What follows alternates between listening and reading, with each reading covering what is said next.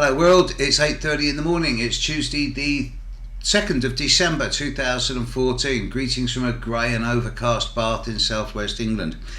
Critical degrees. A number of you have asked me to do this thing on critical degrees. If you Google or research critical degrees, you will inevitably come up with a bit of paper that says that, something like 7 and 21 degrees, 22 degrees of the fixed signs, 4, 17 and 29 or 0 of the mutable signs, and 0, 13 and 26, 27 degrees of the cardinal signs are all critical degrees. Rubbish. Actually, they're all separated by 13 degrees, which is the journey that the moon makes during one day's transit. And that's how the ancients describe the critical degrees at the end of a moon's transit for one day. So these critical degrees don't really count. However, some of them are pertinent. This is because of certain stars or certain features relating to each astrological sign, which in itself is a bit weird. So here's a kind of generalized list. I'm not going to say this is a complete list, but a generalized list. I'm not looking so much at Aries. I'm certainly looking at Taurus though. You've got not only Algol at 26 degrees of Taurus, you've also got the Pleiades at 29 degrees of Taurus, including Alcyon or Alcyon at 29 and 0 Gemini. And this area at the end of Taurus is seen as quite a challenging degree. It's not to say that everyone born at that degree, of course, is challenged. It is to say that there's a 1% higher chance that people born with the sun or lots of planets at 29 degrees of Taurus, for example, may have optical trouble. The Arabs knew 29 Taurus as the degree of blindness. Algol, of course, is 26 degrees of Taurus, the literally losing one's head. In Gemini, you've got Aldebaran, not a particularly nice influence. He's in the horns of Taurus. It's at the end of the horns. You can see it quite clearly in the sky. 9, 10 degrees of Gemini. You've also got Betelgeuse, or Betelgeuse, depending which way you want to call it. 28 Gemini in the bottom of Orion's, not Orion's belt, but Orion the Hunter. Of course, then you've got Sirius. The Orion's belt in the constellation of Orion points directly towards Sirius, which is the brightest star in the sky, and that's at 13 degrees of Cancer. Then, of course, you've got Pollux and Castor. Although they're the stars of Gemini, by now they're in the astrological constellation of Cancer, and this is around 20 degrees of Cancer. In Leo, you've not got a great deal, but we do have the wonderful star Regulus, the royal star, the Cor Leonis, the heart of the lion. And it's traditionally one of the most beneficial stars in the zodiac.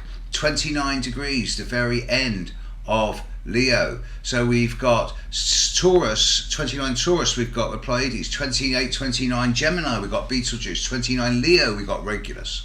Very little in Virgo. It's once we get into Libra that we start seeing a bit more action. We've got both Spica, which is traditionally known as the psychic star, and also not only Spica but Arcturus, both at 21, 22, 23, 24 degrees of Libra. Very beneficial place for planets in the sky. Moving on from Libra, of course, we then move into Scorpio. We've got Unuk at 22 degrees of Scorpio. 29 degrees of Scorpio always seems to be a little bit of a stinker for some reason, and often people associate this with some type of tragedy. I think this is just bad press because it's the last degree of Scorpio. Nevertheless, there is somewhat of a, I hate to call it a fated degree, but there do appear to be causal circumstances to people with a lot of planets at 29 Scorpio that defy rational explanation. What else we got in Scorpio? Of course, there's Serpentis, 19 degrees of Scorpio. That's according to tradition, it's a very malefic degree. It's not. It's not.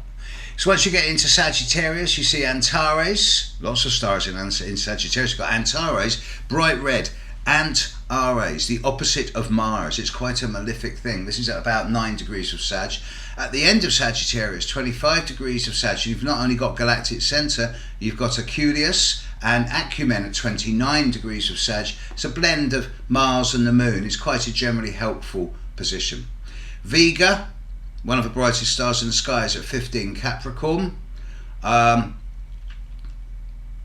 then we get into Fomalhaut at 3 degrees of Pisces, Markab at 23 degrees of Pisces, and particularly, this is not a joke, Shiat, S-C-H-E-A-T, can't pronounce it right, at 29 degrees of Pisces.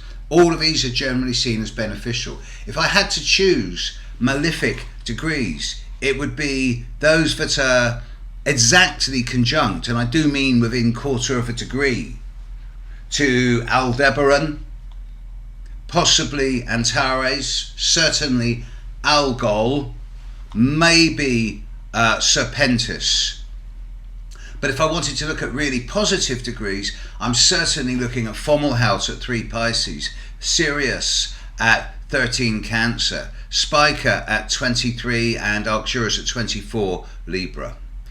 Critical degrees, I don't use them that much. Sometimes they work. Go and research them for yourself. Have a great day. Bye.